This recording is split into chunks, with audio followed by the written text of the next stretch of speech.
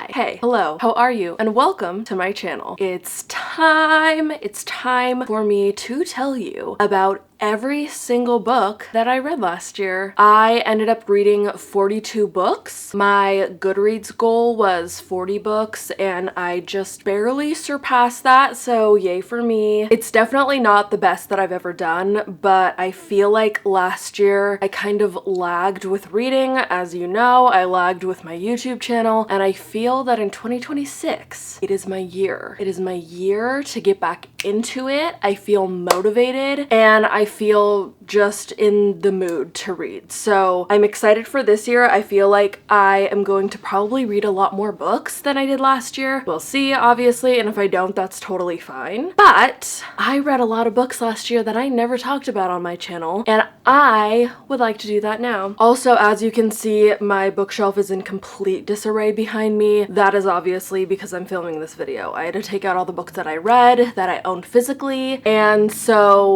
once I finish filming this, I will be putting everything back together, obviously. But yeah, that's the reason for that. Another thing that I forgot to mention in my last video, you may have noticed this little guy. This is my little ceramic slug. His name is Ibrahim. If you know, you know. Ibrahim is one of my favorite characters from the Thursday Murder Club, and he's my little reading buddy. So he's going to stay on this shelf. This is his home. This is where he belongs, and I thought you all needed to know about him. And then I have one of my school pandas over here. I have like a little collection of them, and I don't know, maybe I'll like switch out my little guys, my little trinkets that I have on the shelves just for funsies, but that's the one that I have right now. Okay, let's get into it. So the first book that I read last year was The Life Impossible by Matt Haig. This was his newest release. I gave this book 3 stars. Honestly, it wasn't really what I thought it was gonna be. I liked it in the beginning, but as it went on, it just felt like a little bit out there, kind of not my vibe. It centers around this woman that's a little bit older, and she's kind of trying to figure out like what does she want to do with the rest of her life. She gets willed this property by an acquaintance of hers that passes away, and she decides what the heck, why not go there and see what's up. And it kind of takes her on this journey that is a little bit unexpected. It was interesting, but to be honest, I wouldn't recommend it. I didn't really love it, and I'm kind of glad that I don't own it. The second book that I read last year was Intermezzo by Sally Rooney. I loved this book. I did give this book 4 stars because it wasn't perfect by any means, but this was my first Sally Rooney book that I read. I felt like I could get the hype finally about why everyone likes her so much. It made me be like, okay, she's one to watch. Whenever she comes out with another book, I will be reading it. This book is largely about these 5 characters that you see on the cover. It's about these 2 brothers, Ivan and Peter, and then the women that are in their life. And the brothers are both dealing with their grief differently after one of their parents passes away. And so it's kind of about like their relationship with each other, again, how they deal with their grief, and then the relationships that they have with these other people in their life. I found it very interesting, and I feel like the characters were really well thought out. They were really fleshed out, and they felt realistic the way that they think and feel about things. I would also really recommend the audiobooks for Sally Rooney books because they are read in an Irish accent and it's lovely. The third book that I read last year was I'll Get Back to You by Becca Gristow. This is a cute little lesbian romance. I gave it 4 stars. TBH, it wasn't that memorable. It's not very spicy. It's just kind of like a little like acquaintance to friends to lovers situation. It kind of takes place over the holidays, but I think it's largely Thanksgiving, not Christmas, if I'm remembering correctly. Like I said, not very memorable. I read this a year ago, so I'm struggling. It was cute, but it wasn't something that made me be like, okay, I am going to look up this author and read all of their work. But I love a good little lesbian romance, so that was that. The 4th book that I read was Things We Never Got Over by Lucy Score. This is the first book in the Knock 'Em Out series. This series holds a special place in my heart now. It is a 5-star series for me. I gave every single one of these books 4 stars because there are things about them that annoy me. There are little problematic things, and none of them gave me the 5-star feeling on their own, but together they do. So this first book is about Knox and Naomi. Naomi is new to the town of Knock 'Em Out. She has come to basically clean up her twin sister's mess. Tina is quite literally a mess of a person, and she has a daughter that is like just left alone. So Naomi's like, hi, I'm here to take temporary custody. And then Knox is kind of like a fixture of the town. He is like a grumpy business owner that was basically born and raised there, and this is their story. It's cute. There are insane things that happen in these books because while they're romances, there's also like kind of cartel stuff happening. There's crime, and so that makes for some really wild scenes. So I read this one, and then I read the next one, Things We Hide from the Light. This is about Knox's brother Nash and Lena. Lena is Knox's ex-girlfriend. This one is really cute. You get to see their story. However, I will say there are some things about mental health in this book that I vehemently disagree with. You cannot fix a mental health issue by falling in love with somebody. Obviously, it's really important to have a tight community and a good support system, especially when you're dealing with things like depression and anxiety, but meeting the love of your life is not going to make those things go away. I've experienced that in my own life. That's just not true. And so I think for that to be a subliminal message in this book specifically is really dangerous when young readers might potentially read this and be like, oh, okay, cool. No, that's not how it works. I just wanted to say that because that's like something that really bothered me about this one. But other than that, it's really cute. Then I read Normal People by Sally Rooney. I really liked this book. I really can't tell if I liked this one or Intermezzo better. I gave both of them 4 stars, and I really enjoyed both of them. This one got turned into a Hulu series. I have seen part of it. I know that sounds weird, but I had some family members that were watching it and I like walked in at a random part. But I want to go back and watch all of it, especially now that I've read this. This is about Marianne and Connell. This is the story of their relationship. They meet when they're in school, and then it kind of goes over the period of like, I don't know, 10 years-ish. It really shows them growing up and how they kind of weave in and out of each other's lives, and I really enjoyed how realistic this felt. I really feel like this book, and again, just the way that Sally Rooney writes characters, there's so much nuance to them, and I really appreciate that. She definitely writes literary fiction, but I feel like because I do end up reading a lot of romance, a lot of times there's not a lot of nuance to characters, which is unfortunate. And so I feel like when I do read a book where there is serious, realistic emotions happening and choices are being made, and there's a lot of gray instead of just black and white, I feel like I really enjoy that. And so I think that that's what made this book so memorable for me. But yeah, I would definitely read this again. Then I read Onyx Storm by Rebecca Yarros. This is the 3rd book in the Empyrean series, and I only gave it 2 stars.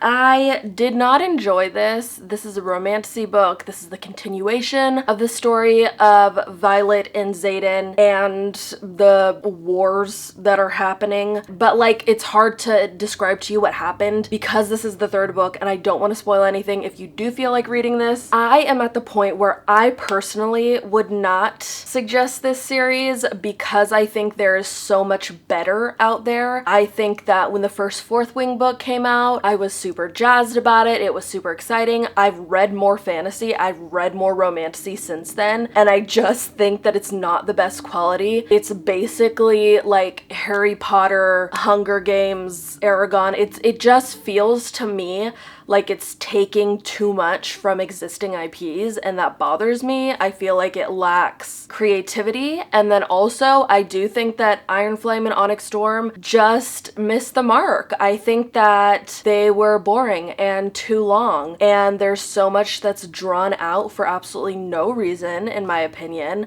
I think there's too much back and forth with Violet and Xaden's relationship, and honestly, I'm not going to continue the series. I know that a fourth book is probably going to come out, and everybody and their mom is going to be super jazzed about it, but I don't feel like reading it, sue me. Then I read Things We Left Behind. This is the last book in the Knock 'Em Out series. This is about Lucien and Sloane. Lucien is Nox and Nash's best friend. And then Sloane is like also part of the friend group. They all grew up together. And throughout the books, like Naomi and Lena and Sloane become besties. It's very cute. Love the girl power. I almost feel like this one's my favorite one just because you're waiting for it. But then again, I'm like, there's no book like the first book, so I don't know. But this one is cute. It feels like it's like something that is just, it's been in the works forever. It is enemies to lovers. There's dual timelines of like when they were in high school and basically what makes Sloane hate Lucien so much, and then you're getting present day and you're watching them like warm up to each other. So I really liked that element. And then again, it ends in an absolute batshit ending, so that's really exciting. I was honestly kind of sad to finish. Oh my god. Oh my god. This is a signed copy. What the fuck? That's crazy. My sister actually got this for me for Christmas a couple years ago. I have to call her and tell her. That's insane. Why did I never notice that? Anyway, I was very sad to finish this series because it meant that I was leaving Knock 'Em Out. So maybe one day I will go back to them, and then I also feel like I could be down to try another Lucy Score book for sure. Then I read Make the Season Bright by Ashley Herring Blake. This is a cutesy little second chance lesbian romance. I read this in February, I believe. Obviously, it would be best to read this in like December, but it was still winter, so it was cute. It was apt, and I wasn't mad about it. This is the story of Charlotte and Brighton. They were actually once engaged, and then it all goes down the toilet, and then this is the story of them like running into each other. It ends up being like forced proximity, and then they kind of have to reckon with like what happened, and it was adorable. It was very cute. I gave it 5 stars. Then I read The Wishing Game by Meg Schaefer. This is like a magical realism book. I don't really know how to describe this one. I gave it 4 stars, but honestly, now that I'm thinking about it, I would bump it down to 3 because I did not like this book for most of the book. It wasn't until the end where the plot really pulled on my heartstrings because there is a child in need that really wants to be fostered and adopted by the main character of this book, and the ending was just adorable, and I love kids, and so I was like, oh yes, 4 stars. But not really. I didn't really enjoy most of this book. I think that it's not my vibe. I know a lot of people really love this book. It's got like a competition going on. There's this famous author that wrote all these children's books, and then one day he just stops and everyone's like, hey, finish up the series. And then he invites some people to come visit him and his island and do these challenges, and that's all great and good, but I just think it's not my vibe. So I wasn't a huge fan of this one. Then I read Deep End by Ali Hazelwood. This book was definitely not my favorite Ali Hazelwood book. It's not a STEM romance, but it's like STEM adjacent, kind of. There are academics, for sure. But this is the story of Scarlett and Lucas. They are both in water... No, I'm not gonna say that.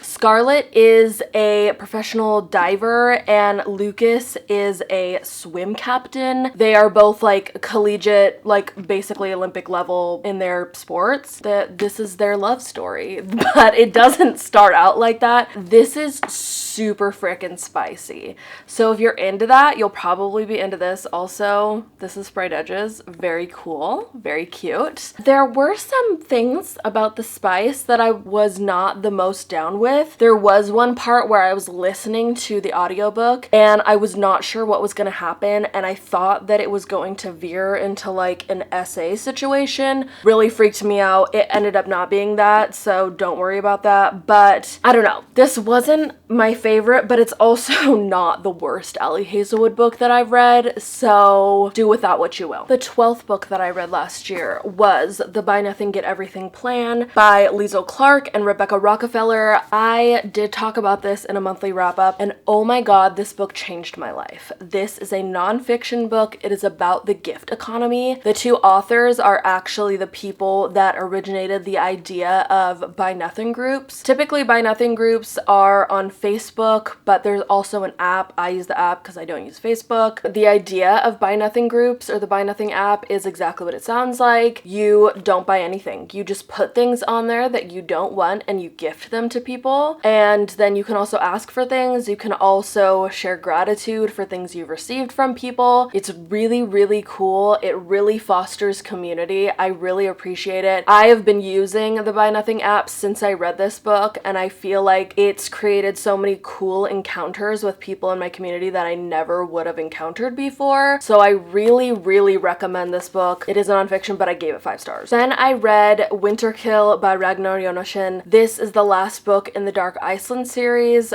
I actually finished it last year, but I believe I started it in 2024. It is not a bad book by any means. I gave it 4 stars. It just took me a while to finish, but I really, really enjoyed it, and I highly recommend the Dark Iceland series. If you are into thrillers that take place in Iceland, go read this series. Next, I read The Path Between Us by Suzanne Stabile. This is kind of like the sequel to The Road Back to You, which is a nonfiction book about the Enneagram test. This author is like a professional in this field, and then this book is specifically about how the Enneagram affects like your relationships. And it's not just romantic relationships, but I do think that's kind of what it centers on. I think that if you're into the Enneagram, this is really interesting. I was really into it a couple years ago. I read a lot about it, and then it's like once you have that knowledge, if you don't forget it, obviously, it's in there, you know? So I felt like reading this was not like super crazy interesting to me. I only gave it 3 stars, but if you're really into the Enneagram, this is really interesting. Then I read Paper Doll by Dylan Mulvaney. This is her like memoir, and I already loved Dylan Mulvaney as a person, but oh my god, this book made me love her even more. I feel like she does an amazing job chronicling kind of like her history on the internet and her like life history. I thought it was really, really interesting. I gave it 5 stars, and also please listen to the audiobook because she reads it and it just feels like magical to hear her words and her voice. So I really recommend that one. Then I read Conversations with Friends by Sally Rooney. This is obviously my journey to read all of her books,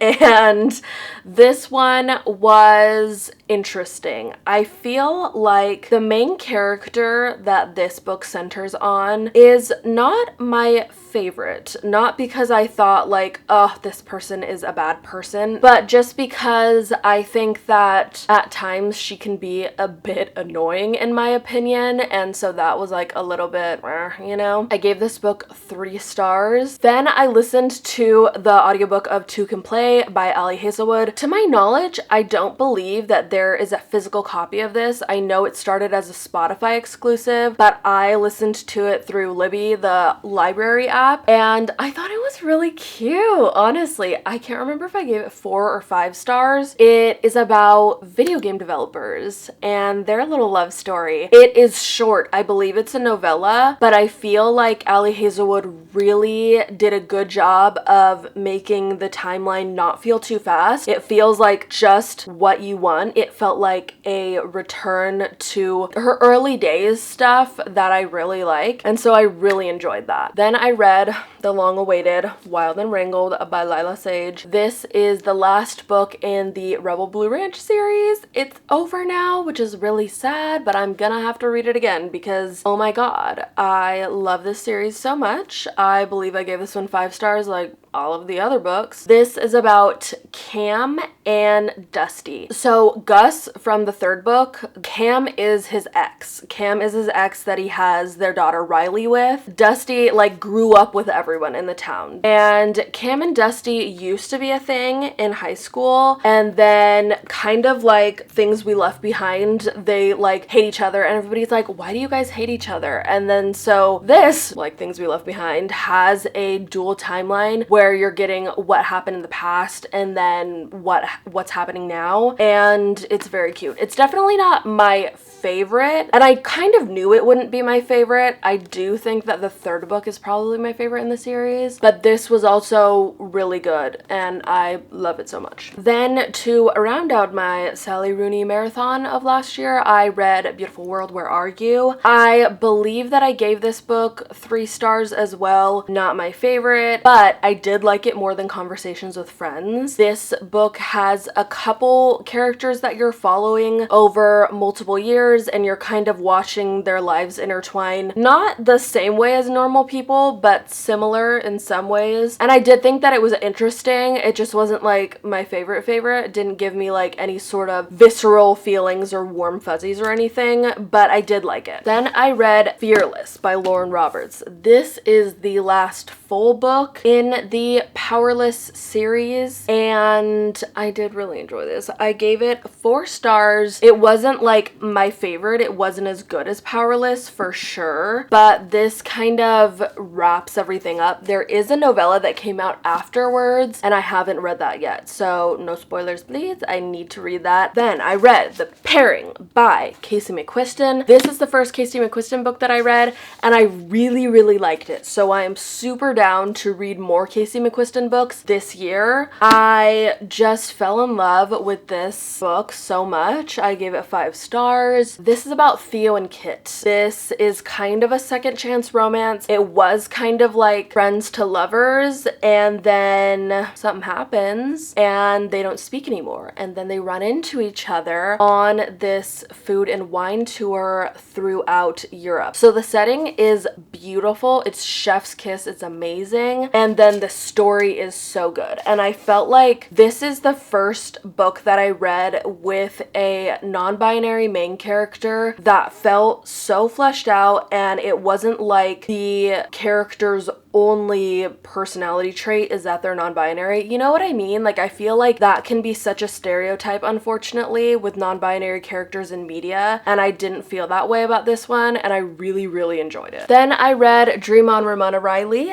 by Ashley Herring Blake. This is the first book in her new series, and this is about Ramona and Dylan, and is very cute. I gave this book 4 stars. It is about Ramona, who is wanting to be kind of like in the industry for costuming, and Dylan, who is an actress and comes to her town to be in a movie, and it's cute. I didn't love the spice in this. There was just some stuff that I was like about, but it is really adorable. And also, this is the Barnes & Noble exclusive edition, so the cover is all pink and purple, and it's so pretty. The original cover is really pretty too. It's just like a classic sunset in the back, but I really like the special edition one, not gonna lie. Then I read The Killing Cold by Kate Alice Marshall. I really liked this. This is a thriller. Obviously, I feel like it looks like a thriller. I gave this one 5 stars. It's really interesting. The main character has been adopted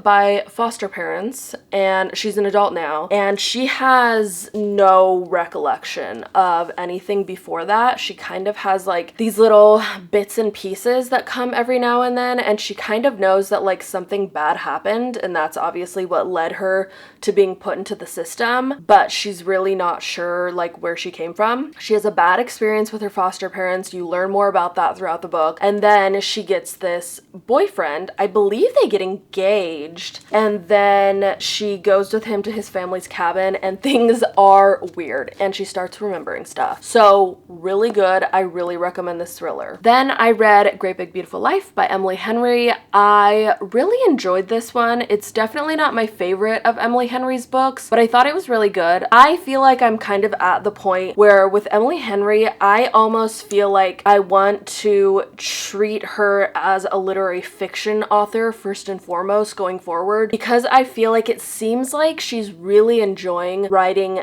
that portion of her books, and it kind of feels like the romance is taking a back seat. I really don't mind that. I know that a lot of people don't jive with that, and a lot of people didn't love this book for that reason, but that kind of makes me sad because I feel like her writing is still so good. It's just less focused on the romance. This is about two characters that are in a competition to get the right to write the biography of this famous woman that is elderly. It's kind of giving like Evelyn Hugo vibes, I've heard people say, and I totally agree with that. I thought it was really interesting when you're reading through the chapters that are about Margaret Ives's life. That story is super interesting. And then when you're reading about the romance, I feel like that was cute too. So I think I gave it 4 stars. Then I read Nora Goes Off Script by Annabelle Monaghan. This was my first Annabelle Monaghan book. I gave this book 4 stars. It's a romance. It's really cute.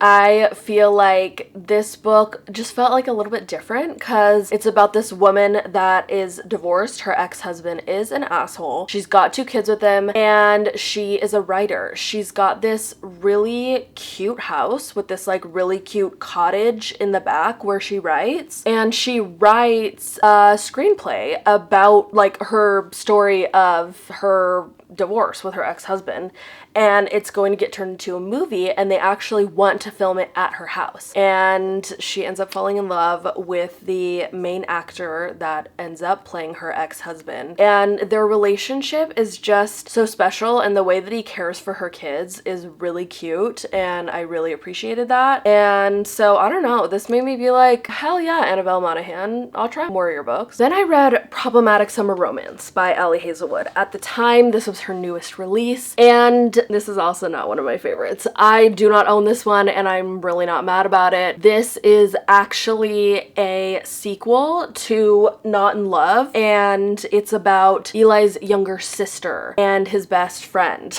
There is a huge age gap between the 2 main characters, which I did not love. Obviously, age gap romances can work, but that's not something I'm particularly into. Didn't love reading about it. It felt like that was like the main thing, and I just felt like that made it seem kind of grosser because they kept talking about the fact that there's like a 15-year age gap or whatever, and I don't know, that just like it wasn't my favorite. That felt kind of yucky. It's not like the whole book was like a throwaway, but it definitely isn't one that I'd recommend to somebody if they've never read Ali Hazelwood. I wouldn't be like, start with Problematic Summer Romance. Please don't do that. Then I read First Time Caller by B.K. Borison along with everybody else last year.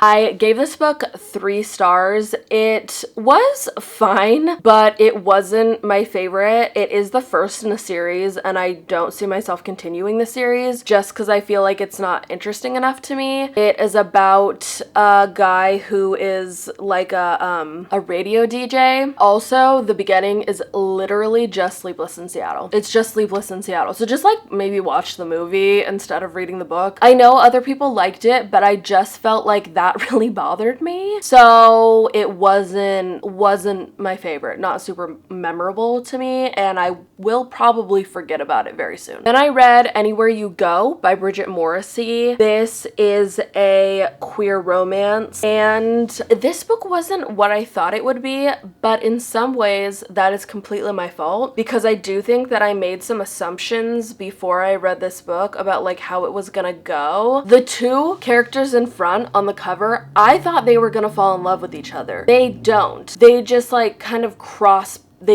paths. So I was like, for a lot of the book, I was waiting for something to happen that was never going to happen, that I just made up in my head. And that's on me. It was cute, but it doesn't make the list of like my top favorite queer romances, if you know what I mean. Then I read The Wedding People, and I really loved this book.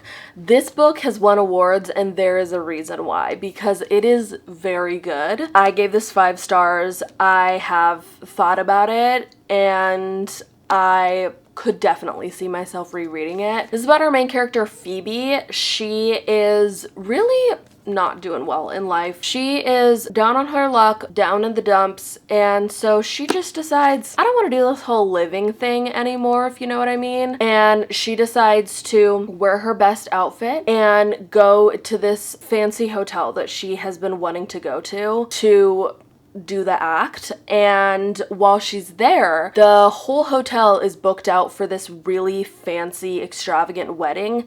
And because she's in her like best outfit, everyone there assumes that she's also there for the wedding, and she kind of gets entangled with the bride and the groom and the wedding party, and it just becomes like really interesting and sweet. And all of the interactions were funny but also realistic, and I really liked this book, and it made me feel like this author is definitely one to watch for me. Then I read Free, My Search for Meaning by Amanda Knox. This is her second like autobiography memoir, and this is about Amanda Knox's time and what she's learned from her wrongful imprisonment in Italy. This is really interesting. If you don't know who Amanda Knox is, I suggest googling her and reading a little bit about her, but basically she was wrongfully imprisoned for years for a murder that she did not commit, and she really suffered from like trial by media and some just absolutely abhorrent practices with the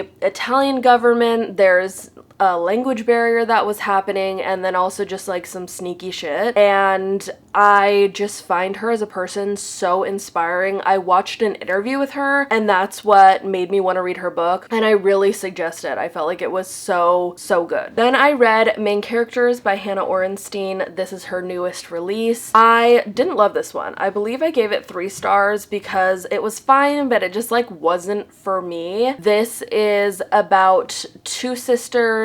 They are half sisters. They don't know each other, and they don't meet until their father passes away. And he had a lake house where they had both spent a good amount of time during their childhood, and they come together to figure out what they're gonna do with the lake house. One of them wants to keep it, one of them wants to sell it. They both low-key hate each other. So the beginning of it is very reminiscent of Beach Read by Emily Henry, but then the rest of it is not. And to be honest, I just felt like so much of it was just like this really like bitchy back and forth between the two of them that felt kind of unrealistic and immature for their ages. I just felt like it wasn't that interesting to me.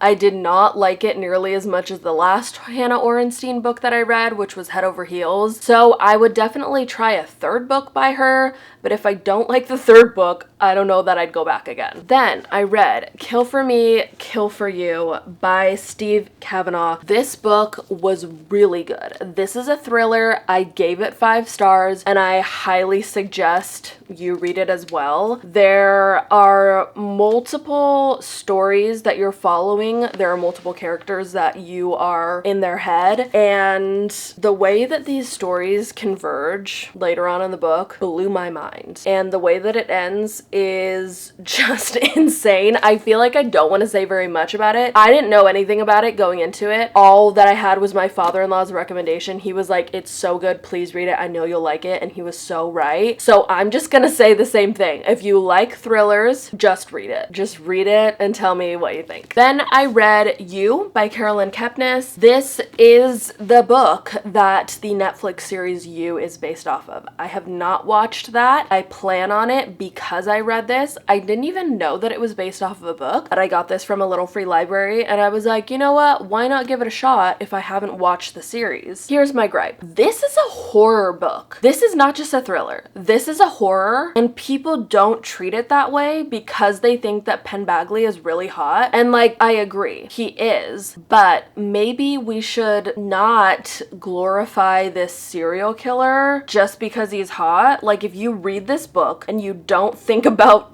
Joe being hot, oh my god, it's so terrifying.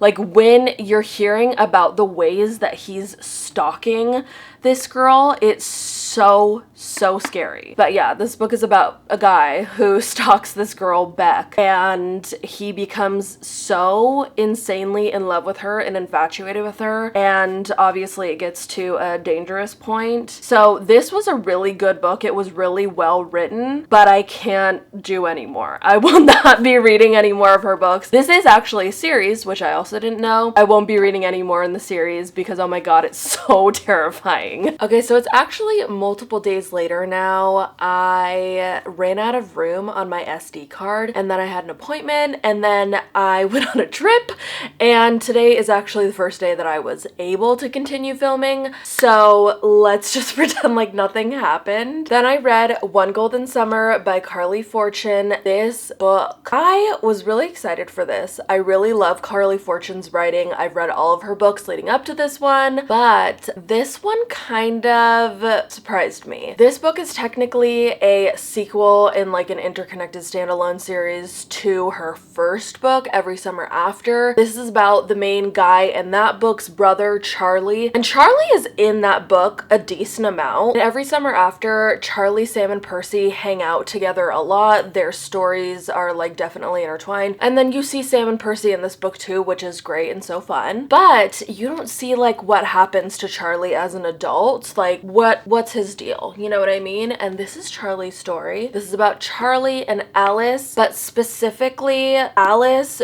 goes to the lake with her nan, and they are having like a little like granddaughter, grandmother summer together, and then they meet Charlie, and Charlie becomes a big part of both of their lives, and it's adorable. I love this book so much. I obviously gave it 5 stars. It's one of my favorite Carley Fortune books now. Honestly, I enjoyed it way more than Every Summer After, and I also don't feel like you have to read Every Summer After to read this book, but it just gives you more context that's like really helpful. I'm really close to my Nana, and I feel like this book made me think a lot about her. Like, what would it be like if we like spent a summer together on a lake house? So cute. So I highly recommend this one. Then I read another banger. I read A Serial Killer Support Group by Saratoga Schaefer, and this was a 5-star thriller for me. The premise of this book is kind of insane. It is about what you think it's about. It is about a regular schmegular woman whose sister has been murdered, going undercover to join a serial killer support group to try to figure out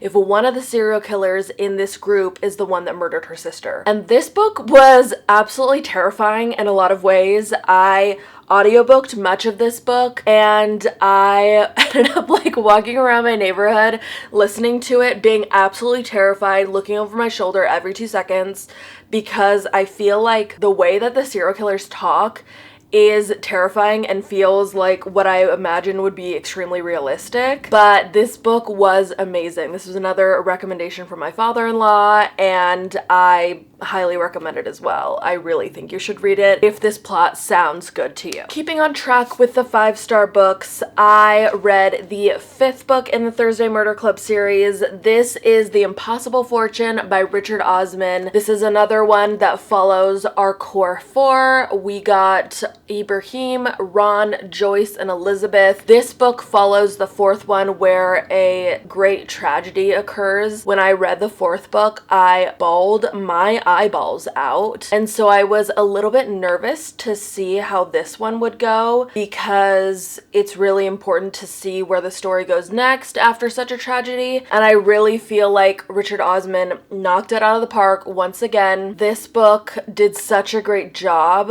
of handling the subject of grief in a great way, but also still had its same like spark and wit and hilarity. Like, I'm laughing out loud as I'm reading this, and I just cannot recommend this series enough. I actually got the 1st book for my Nana for Christmas because I was like, you need to read this. I need to talk to you about it, and I felt like she would really like it. So I read the 5th one, and I was very happy with it. 5 stars. Then I read People Watching by Hannah Bonham Young. This is the first Hannah Bonham Young book that I've read, and I really enjoyed it. This is also, I believe, the 1st book in an interconnected standalone series, and I am really excited for the next one because I believe the next book will be about our our main character Milo's sister, and I'm really excited for that story. So this is about Prudence and Milo, and it's a small town romance. It's very cute. I really like the family aspects, but it can be a little bit heavy because Prudence's mother has Alzheimer's, and I feel like that's a subject that is a little bit hard to read about because it is so serious, but I do think it grounded the story. I really enjoyed this one, and honestly it makes me want to read more of her books, so I'm really excited to maybe check out more of those in 2026. Also, I gave this 4 stars. Then I read The Serviceberry by Robin Wall Kimmerer. This is the same author that wrote Braiding Sweetgrass. I really want to read that, hopefully this year. I know that that book is super popular in the like environmental space, and I do really enjoy reading books on environmentalism. This is of course a nonfiction. I read this for a book club that I went to with one of my best friends, and wow, this book was amazing. I gave it 5 stars. It's really short. It is, I believe, under 200 pages, and the audiobook is under 2 hours, so you can fly through this in a day if you want to. I read it over 2 days just so that I wasn't like going too fast and missing anything. But essentially this book is also about the gift economy, but learning about the gift economy and its importance through looking at nature and looking at how plants and animals are already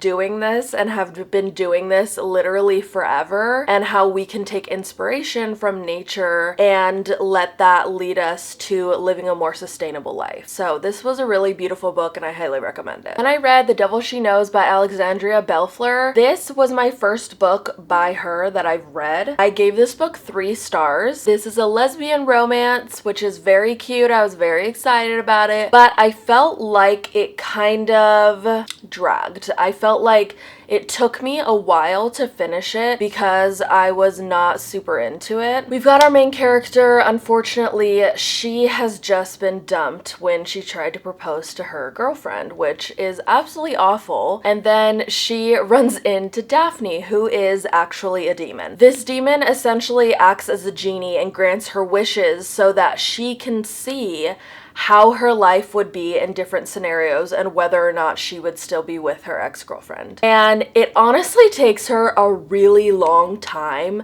to figure out that, like, girl, this girl just isn't about you. And it's really difficult to keep reading that because you can see that as the reader from the very beginning, and our main character is just like not getting it. And eventually, as like the cover shows, like she does fall for Daphne, but it just took too long. And then when it does happen, to me it felt kind of insta-lovey, and I just was not about that. So this makes me wary about this author, but I'm not completely opposed to trying another one of her books. Then I read Soul Searching by Lila Sage. This is the first book in her new series. I was kind of obsessed. I will say I did give this book 4 stars because there was a couple things that I was just like meh about. One of those being really dumb, but it just bugged the heck out of me. Our MMC is named Brady Cooper. Why? Why? That's so close to Bradley Cooper. I don't understand. Why would you name him that? I just don't get it, and it bothered me. That's not the only reason why I gave it 4 stars, but it contributed to it. So I don't know, I was just like, let's be more creative. This is Collins and Brady's story. They fall in love, obviously it's a romance, but the little twist here is that Collins can see, hear, and speak to ghosts, but in the beginning of the book she feels like she's like losing her power, and she's kind of confused about that. She's also like down on her luck, so she goes back to her hometown to try to figure it out, and